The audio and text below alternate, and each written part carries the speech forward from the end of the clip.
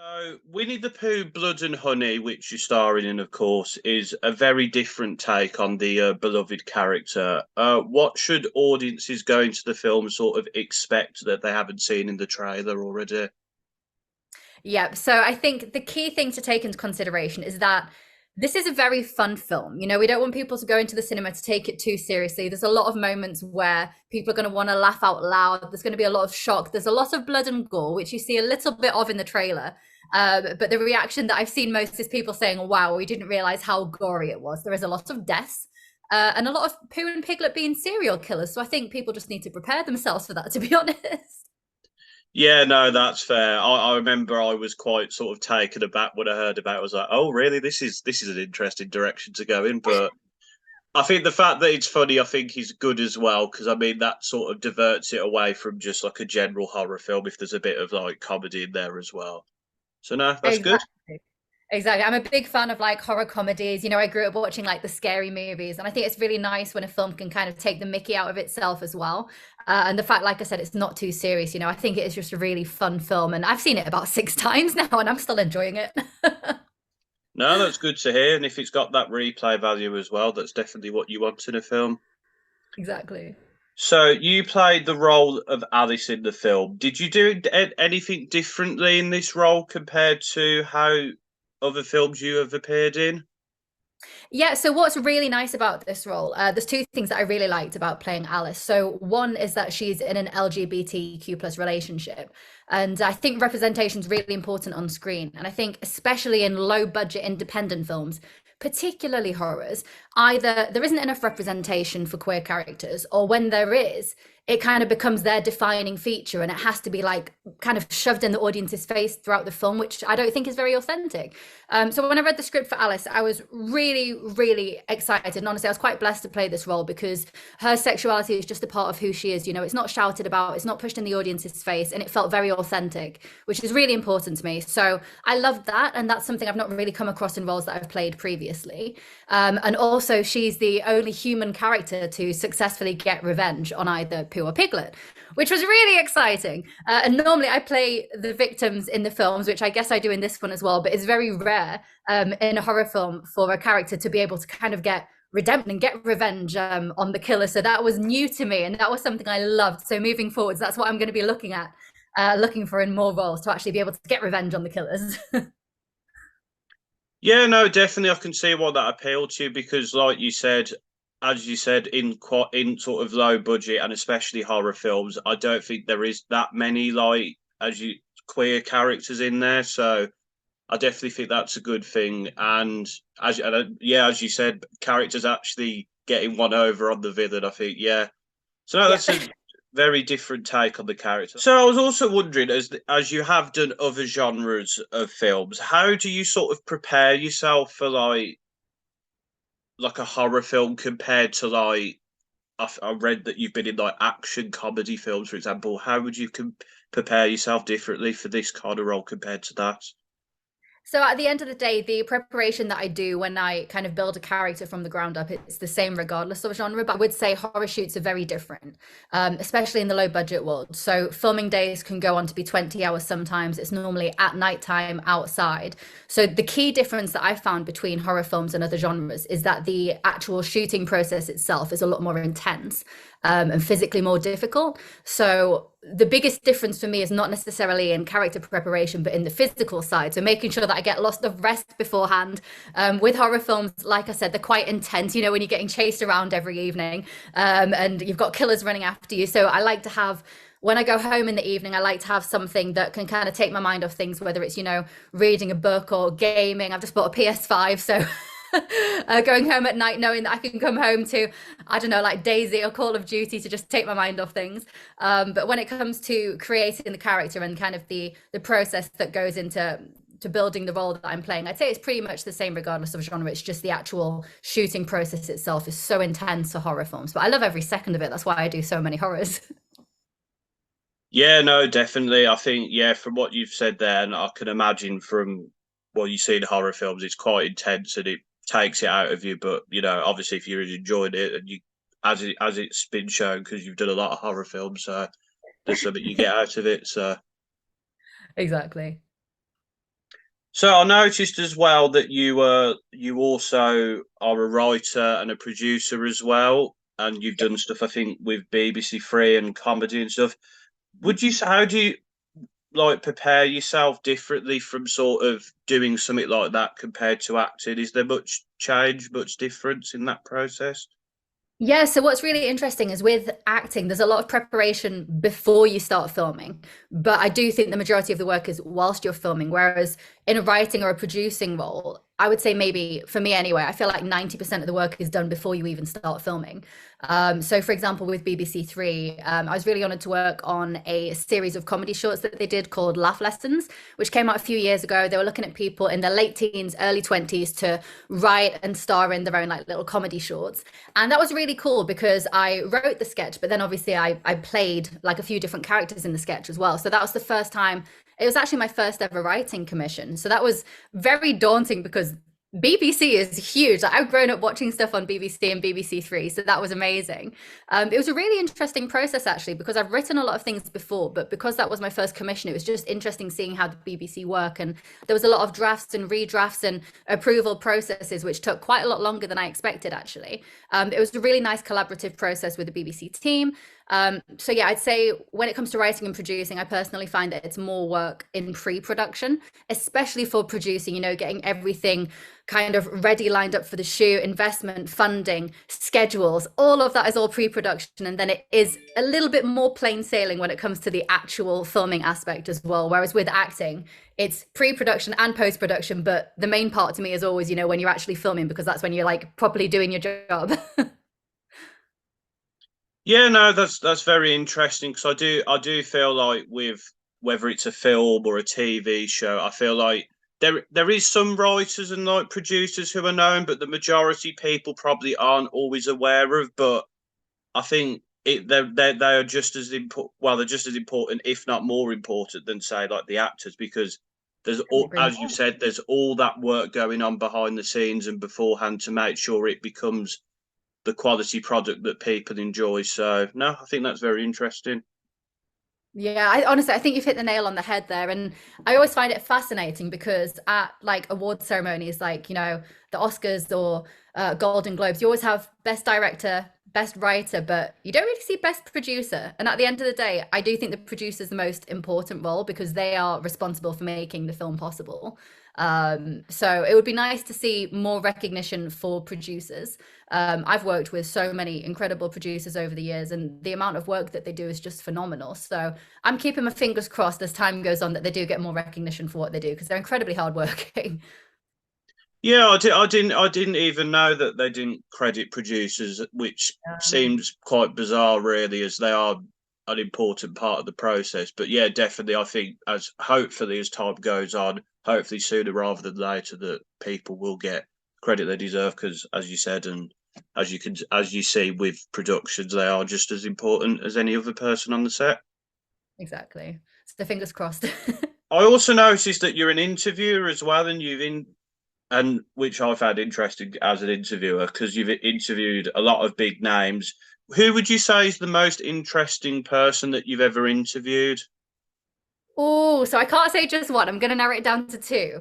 Yeah, So that's I fine. would say Arnold Schwarzenegger and Keanu Reeves because both of them they're just icons, let's be honest, and they're heroes of mine for very different reasons. And I've been very blessed to interview a lot of people, a lot of actors, directors, filmmakers. But I think because Arnie and Keanu are two of my favorite actors of all time. Like I grew up watching the Terminator films and in recent years the John Wick franchise. Because I do a lot of stage combat and action myself, watching Keanu, the amount of training that he does for those films and the fact he does most of his own stunts and he's such a humble person and yet he's at like the height of his career, it's just so nice talking to actors where they genuinely are so down to earth, but they're so talented and they're so passionate about what they do. And with those two gentlemen, that's what I found, and it was just such a pleasure talking to them. And it was really nice because we were talking about the acting industry, but I also like to play some fun games when I do interviews, so you really get to see the personality come out. So I kind of felt like I got to know them as like as individuals as well, as people, which was really nice. But I'd say those two are my favorite interviews. Yeah, no, that's fair. That's two good choices. Like you said, they are icons who've starred in like countless films. And yeah, I always find Keanu does come across as very sort of like very sort of himself in like in all the things he does. And yeah, his career just seems to keep getting better and better. It's like, He can't step 1 foot wrong. He's one of those people where every project that he touches is gold. And like I can guarantee you, no matter what he works on, even if it's like I pretty much like every genre of film. But if there's something I'm not particularly keen on, if he's attached, I will still watch it just because he's such a good actor. He's one of those, you know. yeah, no, that's definitely fair. And I mean, he showed as well in like Cyberpunk as well. He could do it in a Yeah. video game as well. So I was gonna say that, yeah. Man of many talents. many talents, and Arnie as well. Because I mean, he's a politician as well. I imagine you have to have some sort of different Exactly. talents in that aspect. What can that man not do? The fact that he went from bodybuilding into dominating the film industry and then politics, I feel like he's just trying to take over the world one industry at a time, and he's managing it. It's very impressive. Yeah, and I guess in a way, Arnie was sort of the first person to sort of transition from like sort of that area, because obviously now we've had a lot of like WWE wrestlers who've transitioned Yeah. into acting. He was the sort of first one for that sort of like combat sports sort of strength kind of thing to do that as well. Yeah, 100%. I feel like it kind of paved the way for everyone, to be honest, because like you said, it hadn't really been done before that.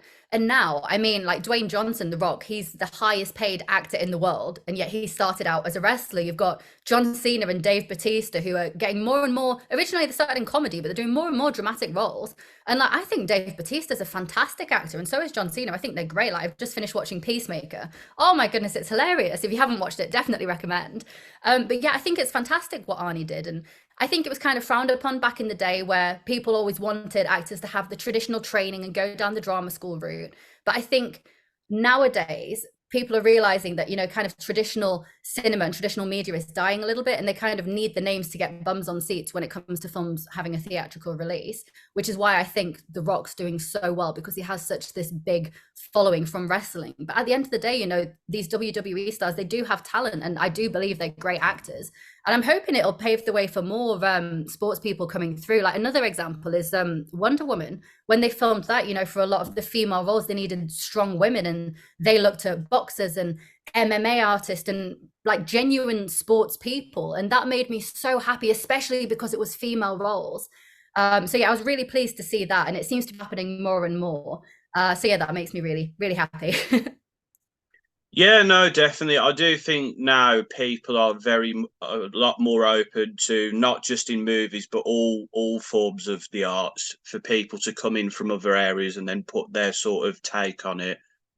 And Definitely. yeah, no, definitely. And like you said, like they are putting bums on seats, but like Dave Bautista is a very good actor. I mean, he's great in Guardians. I haven't seen Glass Onion, but I've heard he's good in that. Like, Oh, he was fab. That's my favorite role today, honestly. He was perfect in that role. and then I haven't seen Peacemaker yet, but I did very much enjoy John Cena's character in the Suicide Squad. But I do need to get round to that. You have just reminded me. Yeah, well, maybe that could be your job this week is to watch Peacemaker. Yeah, definitely, definitely. I think it might be. Yeah. I was also interested, like, what sort of advice would you give for people who are trying to get into like some of the industries that you've been involved in, like acting, writing, and interviewing?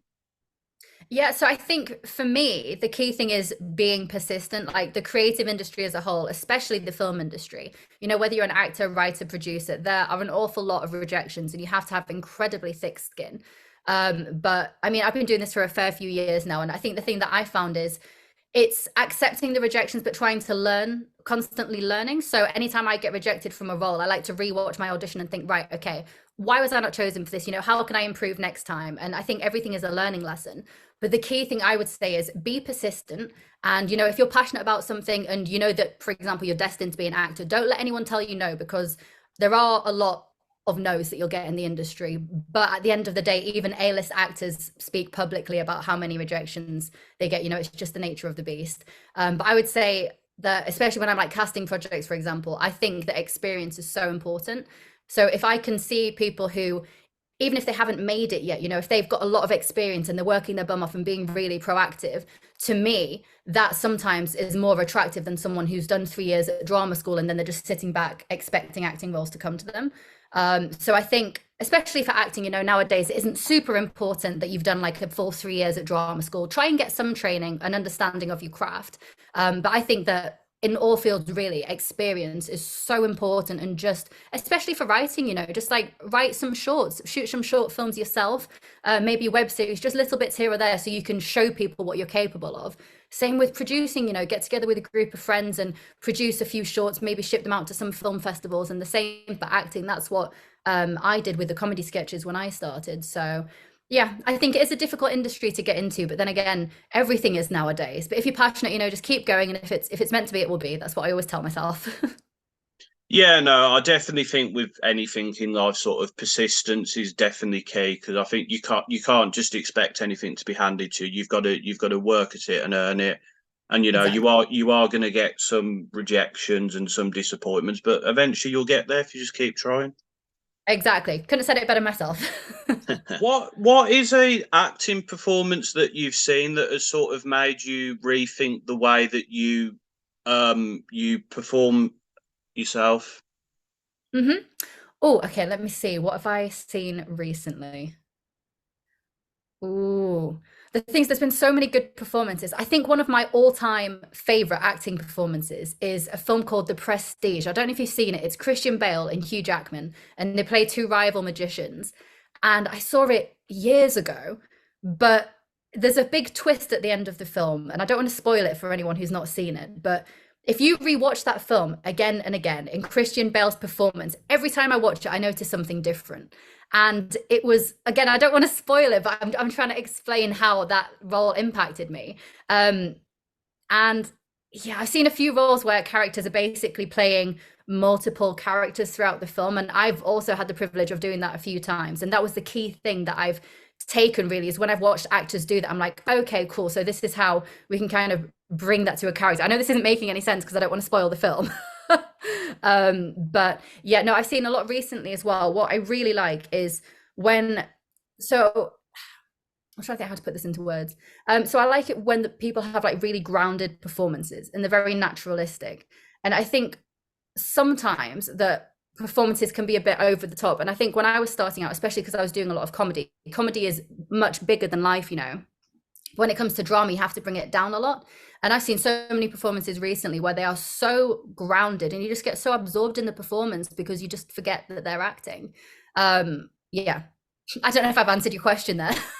I got No, distracted thinking about the Prestige. no, I think you definitely have there because, well, I mean, Christian Bale is a very good actor. I've seen him in a lot of Oh, things no. like the Batman films, American Psycho. Oh, And American Psycho, love that. oh yeah, well, it's a great film, so you've got to love it. But yeah, no, definitely. I think, yeah, I've not seen that film personally, but I've seen him in other stuff, and he's like, as you say, you sort of you think he's Batman, you think he's the character is in America. I can't remember his name. I should remember Patrick his name. Bateman. Patrick Bateman. I should remember that. It's like, oh, it's just I've lost it in my memory that 1 second. But yeah, but like he plays those characters, and like you said, you think he's those characters, and yeah, Yeah, either like split personality or like, you know, Batman, Bruce Wayne. There's always like a duality going on. And I think he does that so well. And I feel like watching him do that, I've learned a lot so that when I play dual roles, I do think a lot of the inspiration that I've taken is from his performances. Because that's one thing I think he just does spectacularly. yeah, definitely. Because I can imagine it's another sort of test to play two different characters in one sort of role. So it's always good to learn from the best. Exactly. Who is a director you would like to work with who is known for a genre of film that you've not either previously been in or have not been in many films of that genre? Oh, okay, that's a great question. So I think the first name that pops into my mind is Guy Ritchie, just because I recently rewatched The Gentleman, and I love that he does a lot of like gritty crime dramas, particularly British films as well. And yeah, I just think he's fantastic, and I love the way that he directs. I think he's a great writer as well, and I think crime dramas. Like, I'm obsessed with crime, true crime documentaries. I watch far too many of them. I feel like I'm a detective sometimes. So that is a genre that I would love to cross over into. Other directors, let me have a think. Oh, I'm obsessed with Scorsese and Tarantino, and I feel like I've not really done their type of films as well. So that would be absolutely phenomenal to be involved. Otherwise, Christopher Nolan, like Inception. I haven't really done kind of sci-fi films. I've done a few sci-fi shorts, but not so much feature films. I've done a couple over the years, but that's something where I love what he does with films, like with Inception. That's another one where every time I watch it, I feel like I notice new things. And as a director, everything, like I was saying with Keanu Reeves, everything he touches is gold. For me, Christopher Nolan's the same. He's probably one of my all-time favorite directors, and every film that he makes, I love. Like, I can't wait for Oppenheimer to come out. I know that's going to be fantastic. Like, one of the first times we'll see Cillian Murphy in a lead role, which also excites me because I think he's phenomenal.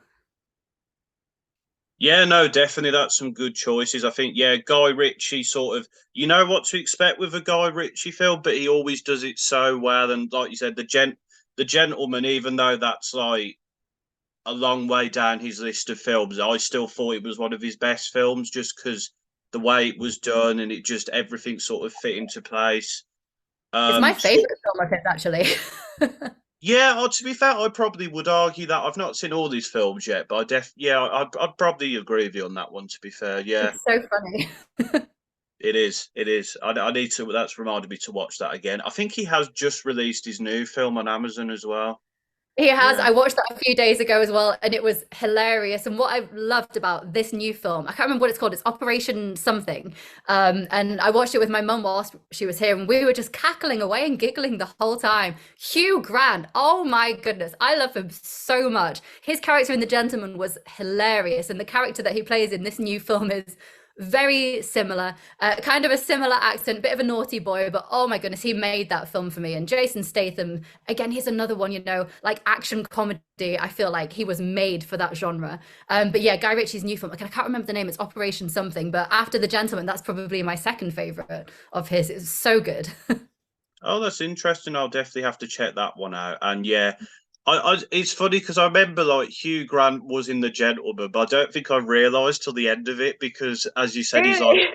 yeah. Because I remember watching, thinking, oh wait, that was Hugh Grant. Oh, okay. Yep. But Because again, it's like a like, different accent, a different type of character. Like a lot of people that I was watching it with in the cinema, they had the same reaction at the end. They were like, wait, that's Hugh Grant. And I was like, yeah, I love that he's just gone like complete 180 to the standard, like British, well-to-do gentleman. He's just gone in complete opposite direction for this role. And I love that he did that.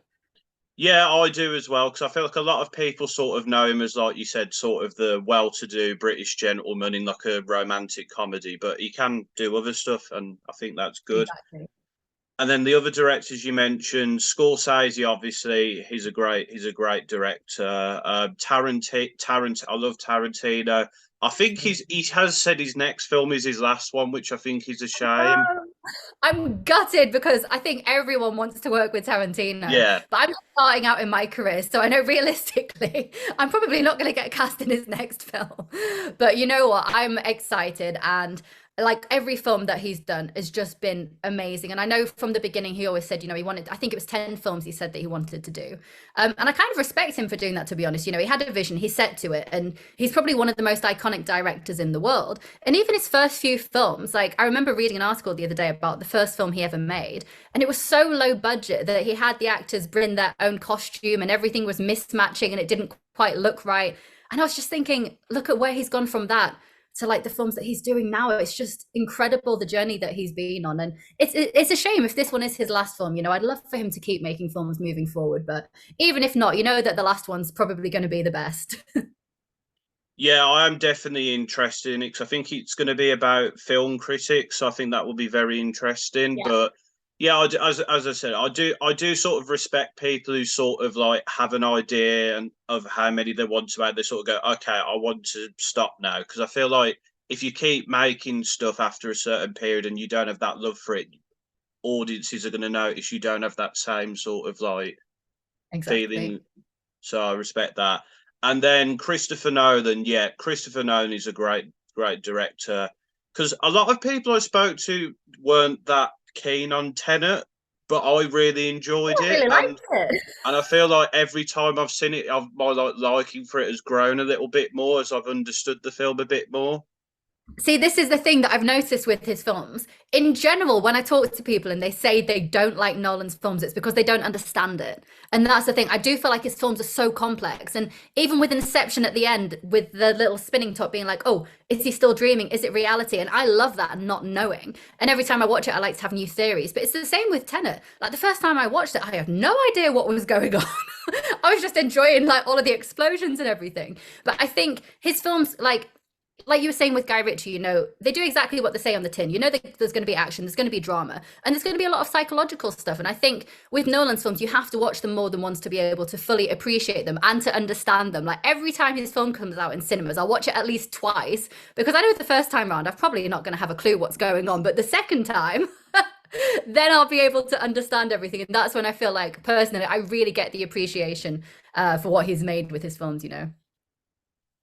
Yeah, no, definitely. And I feel like if a film like has that sort of aspect to it where you need to go watch it again, I mean that's a good thing. You don't Yeah. necessarily want to like consume something once and you sort of know everything that's going to happen in there. Like I think it's the same like with like music. Like you'll listen to an album and then you'll listen to it again, you'll find something else in there that you didn't see before. I think that's a good aspect personally. I mean, and I don't think Okay. you should like write off a film just because you don't understand it. You should like try and look into it, maybe look into theories. I don't know. Yes, I see it as a challenge. If I see a film that I don't understand, I think, right, this film will not get the better of me. I'm going to keep watching it until I understand it. And then it makes me like it even more because I feel like I'm working to understand, you know, it's like a whole challenge. No, I think that's a good approach to it. To be fair, because yeah, you should always try and understand things. I think you don't understand in life and in general. It's all a learning process, isn't it? Yeah, definitely. Well, you as the saying goes, you learn something new every day. So yeah. Exactly. My final question, as we are a music based platform, I thought I'd ask, what sort of music do you listen to sort of like motivate you and get you ready for like when you're going into a scene, maybe, or you're about to go on set? So I like to create a playlist for every character that I play. So as Amber, obviously I have my favorite types of music. Like I love every genre. But for me to get motivated generally in life, I love to listen to a wide variety. So either EDM, house, dubstep, or rock, or like electro swing. Like there's a huge range depending on my mood. But when it comes to acting, I really like I said, to, you know, make playlists. So for horror films, there is normally a lot of rock in there to kind of get me pumped. And sometimes if it's a rom-com film, I'll listen to some good Taylor Swift. But I think just for me, I don't know why. I know that quite a lot of actors do this. And personally, I find it really effective. Just finding songs that I think, okay, this is the type of music this character is going to listen to. And you know how, like in real life, some people, if they're sad, they listen to sad music, and it, like, I think for some people, like for example, for me, if I'm upset and I listen to sad music, it would make me even sadder. But for some people, I think it kind of helps them heal. And the same, like if I'm angry and I listen to like heavy metal, it'd probably make me angry. But again, some people, it has the opposite effect. So I think that's really interesting, and that's what I try to embrace. With a lot of the characters that I play. And that's really cool actually, because I've kind of been introduced to a lot of new subgenres and a lot of new artists that I might not have necessarily listened to personally myself, but then I found a new love. Like for example, I've got this Viking film coming up called Dying Breed, which I'm producing. It's a Viking film about the end of Slavic paganism. And I was thinking, what type of music are we going to have in the background? You know, what type of music are these characters, the Saxons and the Rus Vikings, what are they going to listen to? And I came across this band that I am now obsessed with. And it's like a Mongolian rock band. And one of their songs is called Uvu or something. I'm trying to remember what the name is. I'm going to send it to you afterwards. And I never would have come across them before if I hadn't have thought, right, okay, in this period of time, what type of music would this person be listening to? And now I've discovered like Mongolian rock. I didn't realize, but at the moment, it's like one of my favorite types of music to listen to. Oh, The Who. That's the name of the band, The Who. No, that's interesting. I think that is probably, yeah, that does sound like a good thing to do, like to get yourself into character to sort of think Yeah. what would they listen to, because that's going to sort of, like you said, get you into that character and sort of put you in that mindset. Mhm. And that yeah. And as you said, like I imagine, yeah, with like doing film roles, you are going to sort of discover new music as that's either part of the soundtrack or, as you said, for getting you into the character. So I think that's a good experience. What would you say was like the go-to song for the character of Alice then? Oh, Alice. Oh my God. So I don't know why. So I had the playlist was for Alice, it was probably the biggest mix that I'd had because normally I stick to certain genres depending on what's going on. But at different points throughout the film, I felt like Alice really went on a journey. So at the beginning, it was who was I listening to at the beginning? I think it was I think it was Taylor Swift, and then we transitioned into Harry Styles. And then I remember the song Radioactive by Imagine Dragons when she started to get a bit of a backbone because I felt like inside her was becoming a bit radioactive, and she's getting a bit fiery. And then towards the end of the film, I was just listening to Thunderstruck and Back in Black by AC/DC on repeat. And I don't know why, but they just made me feel so powerful. And like, especially there's a scene where I have a standoff with Piglet, and I remember just before we filmed there, I listened to Back in Black like 10 times in a row, and I was like, right, that's it. I'm ready to take on one of my favorite childhood characters. Let's go. No, that's interesting. I think, yeah, like you said, I think that sort of transition from like Taylor Swift to AC/DC, that does show that how I imagine that from what you told me that the character is going to sort of change in personality and grow a bit of strength and sort of. No, that's interesting. I appreciate your time, and that was I very much enjoyed that interview.